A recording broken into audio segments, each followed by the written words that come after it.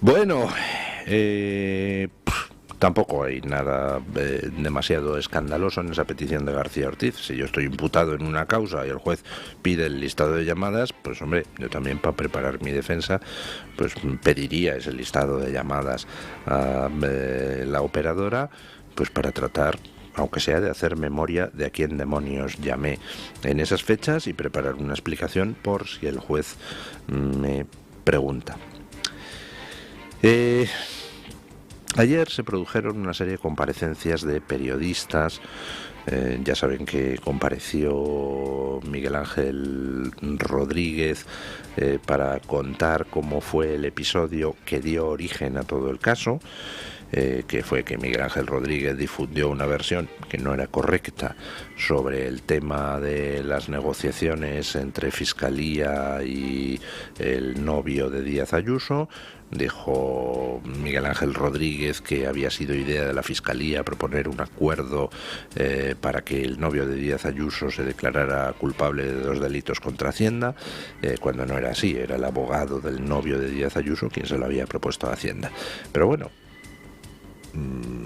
fuera consciente o inconsciente, el caso es que Miguel Ángel Rodríguez había dicho algo que era incierto. Miguel Ángel Rodríguez dice que en ese momento él creía que era cierto porque le faltaba información, pero eso es irrelevante. El caso es que difundió algo que no era cierto y entonces los terminales mediáticos y políticos del PSOE se movilizaron para tratar de desmentir a Miguel Ángel Rodríguez. Y ahí es donde se produce el delito. Ahí es donde se vienen arriba y no solo desmienten a Miguel Ángel Rodríguez, sino que filtran los datos confidenciales del novio de Díaz Ayuso, pasando a la prensa los correos electrónicos intercambiados entre el abogado del novio de Díaz Ayuso y la Fiscalía. Ese es el delito, revelación de secretos por parte de quien tenía obligación de confidencialidad, que era la Fiscalía. Ayer declararon una serie de periodistas, entonces hubo una declaración peculiar de uno del País que dice que él tenía esos mails del abogado del novio de Díaz Ayuso 6 horas antes de que el fiscal general del Estado. Es una declaración peculiar porque, hombre, aparentemente parece que lo que busca esa declaración es exculpar a Álvaro García Ortiz. Si el mail del abogado del novio de Díaz Ayuso, que luego se difundió, estaba ya circulando horas antes de que lo tuviera Álvaro García Ortiz, pues entonces quizá Álvaro García Ortiz no es responsable de ningún delito de revelación de secretos, ¿no? Parece que la declaración del País, pues hombre, del periodista del País apuntaría en esa dirección. Lo que pasa es que eso, pues es solo en apariencia. En el fondo, pues esa declaración no aporta mucho, y no aporta mucho por lo siguiente, porque incluso aunque fuera verdad que alguien le filtró a alguien del País esos correos confidenciales, pues eso daría igual de cara a la situación procesal de Álvaro García Ortiz si se demuestra que Álvaro García Ortiz los filtró.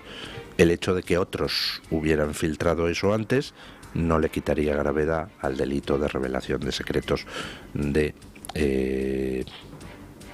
Álvaro García Ortiz. Pero además plantea cosas curiosas lo de la declaración de este periodista del País, porque, claro, él dice, yo tuve acceso a esos correos 6 horas antes que el fiscal general del Estado. Y entonces cuenta una cosa muy rara, me estoy remitiendo a la versión que ha publicado el propio periódico El País. Dice que varias horas antes de que Álvaro García Ortiz tuviera en su poder los correos confidenciales relativos al novio de Díaz Ayuso, que él los había visto. Entonces, hombre, lo normal ahí, me supongo el juez diría, ¿me los puede aportar esos correos electrónicos mediante los que a usted le llegó esa información horas antes? Y resulta que no, que cuenta una cosa muy rara. Dice que él fue en un taxi a no sé dónde a ver esos correos 6 horas antes. Es decir, que nadie le mandó los correos, sino que le invitaron a ir a algún sitio a verlos. Que es una manera de decir, hombre, yo vi esos correos 6 horas antes que Álvaro García Ortiz, pero no tengo manera de demostrarlo. Porque claro, ¿cómo demuestras que es verdad que fuiste en un taxi a no sé dónde a ver en el ordenador de otro esos correos? Es un poco rarito. Pero de todas formas, aun suponiendo que fuera cierto lo que cuenta el periodista del País, entonces se plantea otra cuestión. ¿Quiere decir el periodista del País que, además de la posible revelación de secretos por parte de Álvaro García Ortiz, otra persona de la Fiscalía también reveló esos secretos antes?